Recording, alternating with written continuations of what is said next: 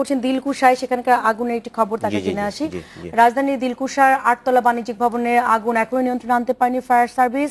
বেলা 3:30টার দিকে আগুন লেগেছে। সেখানে আছেন আমাদের সহকর্মী খালিদ আরাফাত, তার কাছে জানবো এখন সেখানকার পরিস্থিতি কি। আরাফাত,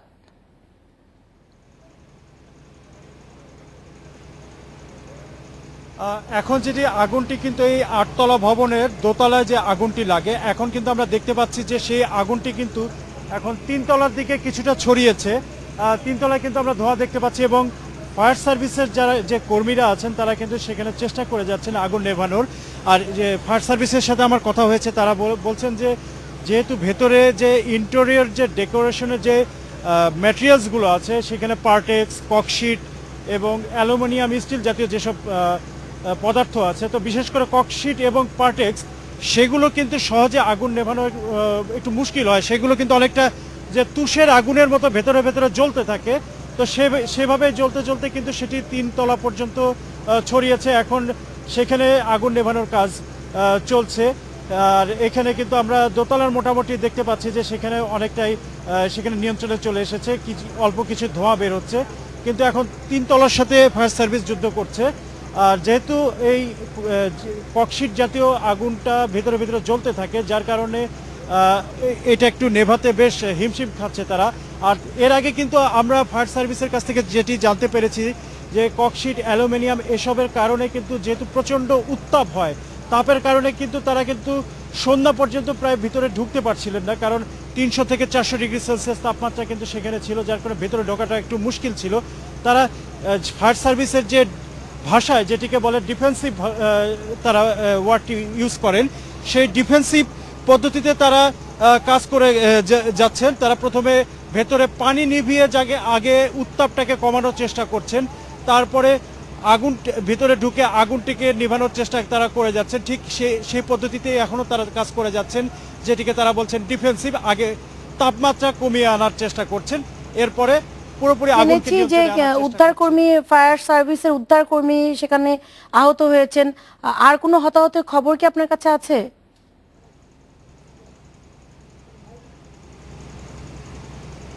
এখন পর্যন্ত হতাহত আমরা শুধু এটুকুই শুনেছি যে এখানে যে আগুন নেভানোর কাজ করতে গিয়ে ফায়ার সার্ভিসের এক কর্মী আহত হয়েছেন, বিশেষ করে যে ধোঁয়া ইনহেল করার কারণে উনি মানে বেশ অসুস্থ হয়ে পড়েন, যার কারণে তাকে হাসপাতালে নেওয়া হয়েছে।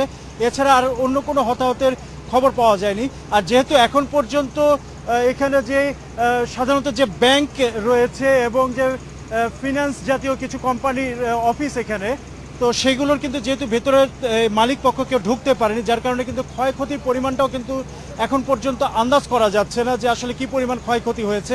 তবে ফায়ার সার্ভিস যেটি বলেছে যে এখানে আগুন নেভাতে আরেকটি কষ্টের কারণ হলো যে এত বেশি ঠাসাঠাসি আসবাবপত্রের অবস্থান, যার কারণে কিন্তু এই আগুনটা নিয়ন্ত্রণে আনতে আমরা আবারও আসবো আপনার কাছে। ধন্যবাদ আপনাকে। আমরা শুনছিলাম আরাফাত, খালিদ আরাফাত আগুনের খবর দিচ্ছেন। দর্শক, আরেকটা বিরতিতে যাচ্ছি, ফিরছি কিছুক্ষণের মধ্যে।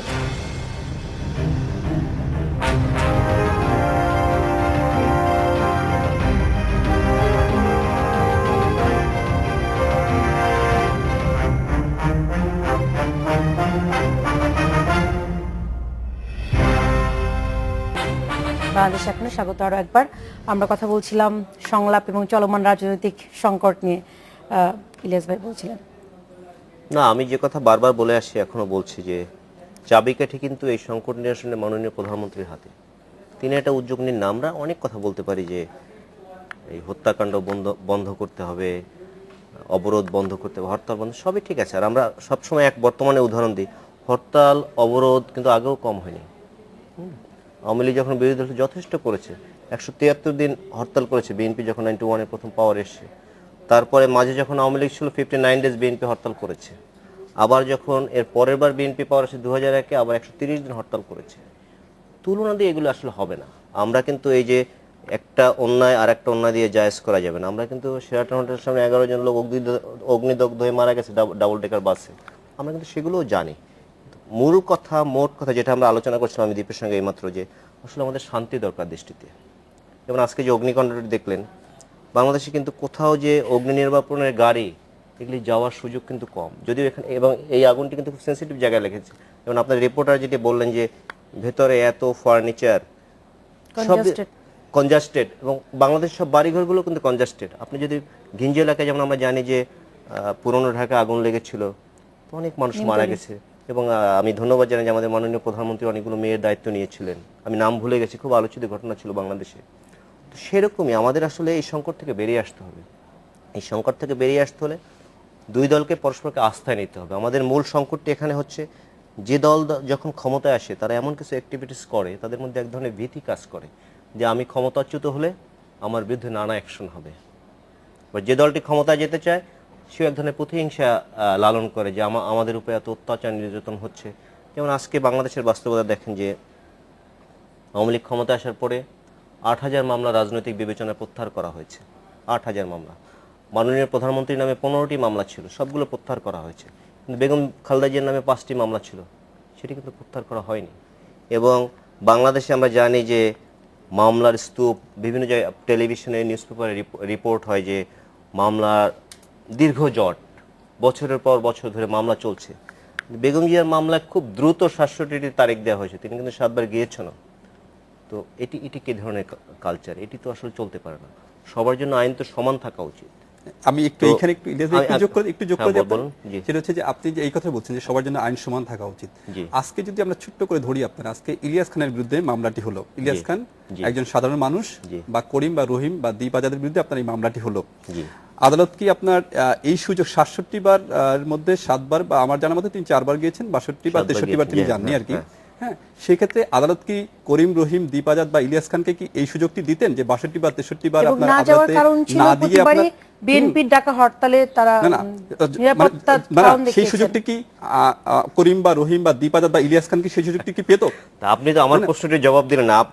আমাদের মাননীয় প্রধানমন্ত্রীর নামে 15টি মামলা ছিল, সবগুলো প্রত্যাহার হয়ে গেল, আর বেগম জিয়ার নামে 5টি মামলা, সেগুলি প্রত্যাহার হচ্ছে না। তাকে দিনের পর দিন কোর্টে ডাকা হচ্ছে।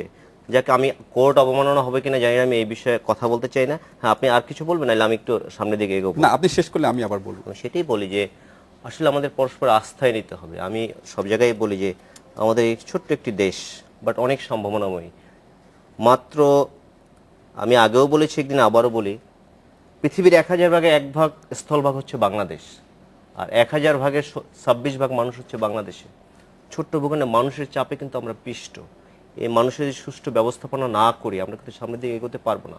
আমাদের তো খুব সহসা এমন কোনো সম্ভাবনা নাই যে আমাদের দেশের আয়তন অনেক বড় হয়ে যাবে, এই মানুষের ব্যবস্থাপনাকে আমরা সামনের দিকে এগোতে পারবো। আমরা জানি যে আমাদের দেশের অনেক মানুষ জনশক্তি রপ্তানি করে আমরা সামনের দিকে এগিয়ে যাচ্ছি।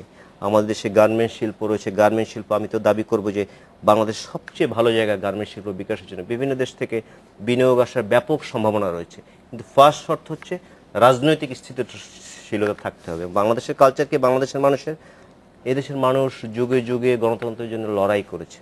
যেমন পাকিস্তানের আমাদের 23 বছর শোষণ করেছে। ইভেন 169টি আসনের বঙ্গবন্ধু নেতৃত্বে যে 1970 যে নির্বাচন হয়েছিল, 167টি আসন পেয়েছে। সেই গণতন্ত্র পাকিস্তান মেনে নেয়নি। তখন কিন্তু আমাদের সাথে যুদ্ধ হয়েছে এবং আমরা মুক্তি পেয়েছি। সুতরাং এদেশের মানুষ সবসময় গণতন্ত্রের জন্য কাতর। আমরা গণতন্ত্র চাই, আমাদের নেচারটাই এরকম। এবং সুতরাং সেই গণতন্ত্রহীনতার কারণে কিন্তু বাংলাদেশ আজ সংকটে পড়েছে। আমি আমার বক্তব্যের শুরুতে, ইলিয়াস ভাই বলছেন যে প্রধানমন্ত্রী চাইলেই, বা এখন আসলে আওয়ামী লীগ ক্ষমতাসীন যে দল, তারা চাইলেই গণতন্ত্র ফিরে আসবে বা এই সংকট সমাধান হবে, আপনি এটিই বলছেন। জি। এই দুইটা পয়েন্ট আমি কথা বলতে চাই। একটা হচ্ছে যে ইলিয়াস ভাই যেটা বলেছেন যে পরস্পর আস্থায় আনতে হবে। আমি কি আপনাকে কখন আস্থায় আনবো? যখন আমি জানি যে আপনার আমাকে হত্যা করার জন্য তৎকালীন রাষ্ট্রযন্ত্র 2004 সালের 21শে আগস্ট যখন যে গ্রেনেড হামলা হলো, সেখান থেকে আপনার বিভিন্ন তথ্য প্রমাণও রয়েছে ব্যাপারে। কিন্তু যখন আপনার একজন জানেন, যখন শেখ হাসিনা জানেন যে তাকে হত্যা করার জন্য তৎকালীন সরকারের শীর্ষ ব্যক্তিরা জড়িত ছিলেন, তখন কি আমি কখনো কি আস্থা নিতে পারবো যে আমার হত্যাকাণ্ডের আমি একটু বলছি আপনার। আর 2 নম্বর হিসেবে হচ্ছে যে পরস্পর আস্থায়, সেই জন্য যখন আমি জানবো যে আপনি আমাকে হত্যা করার জন্য আপনি সবসময় পদক্ষেপ নিয়েছেন, আপনি হামলা করছেন, তখন আমি আপনাকে আস্থা নিতে পারবো না, 1 নম্বর। 2 নম্বর হচ্ছে যে আপনাকে আপনি বলছেন গণতন্ত্র উত্তরণের জন্য আপনার সংলাপের বিষয়টি, গণতন্ত্র উত্তরণের জন্য সংলাপের বিষয়টি কিন্তু আপনার আজকের কথাই ধরেন, যদি আমরা ধরি আপনার যে সৈয়দ আশরাফ আপনার আজকে বলেছেন যে এই হরতাল, পেট্রোল বোমা, এই অবরোধ এগুলো প্রত্যাহার করেন, সংলাপে বসবো বা সংলাপে বসা হবে, এই সুযোগটি কেন নিচ্ছে না? প্রধানমন্ত্রীও কিন্তু না, না, একসময় এই সুযোগটি এই জায়গাটিতে, তার মানে কি কেন- না, না, এই সংলাপের সুযোগটি বিএনপি সুযোগ কেন এখন নিচ্ছে না? আছে, এটা বলতে চাচ্ছেন? বিএনপি কেন এই সুযোগটি নিচ্ছে না? যদি আমরা যদি বলে থাকি বিএনপি অভিযোগ করছে যে এই বক্তব্য সঠিক নয়, এই বক্তব্য আপনার হচ্ছে হলো বিভ্রান্তকর ইত্যাদি, তো ঠিক আছে, আপনি প্রমাণ করে দিন যে আমি হরতালে নাই, আমি পেট্রোল বোমায় নাই, আমি অবরোধে নাই, আমি ঠিক আছে, আমি এগুলো বন্ধ করলাম, আমি এবার আপনার সংলাপের কথা বলেছেন, তাহলে এবার সংলাপে আসুন। সেই সুযোগটিও তো বিএনপি আপনার মধ্যে নিচ্ছেন না। আপনি ইস্তেমা চলে গেল, মানে হজের পরে সবচেয়ে মানে পৃথিবীর সবচেয়ে মুসলিম সম্প্রদায়ের বড় একটাই, আমরা জানি বিএনপি সে সময় দাবি চাইলে করে যে করতে পারতো। এই জায়গাটা কিন্তু দীপ ভাই, ঈদে এখানে মিলাদুন্নবীর প্রশ্ন দিনের আছে। দিন নাই, আপনার 21 ফেব্রুয়ারির দিন আপনার নাই, আপনি হঠাৎ করে একটি হলো যে বাংলাদেশে একটি ক্রিকেট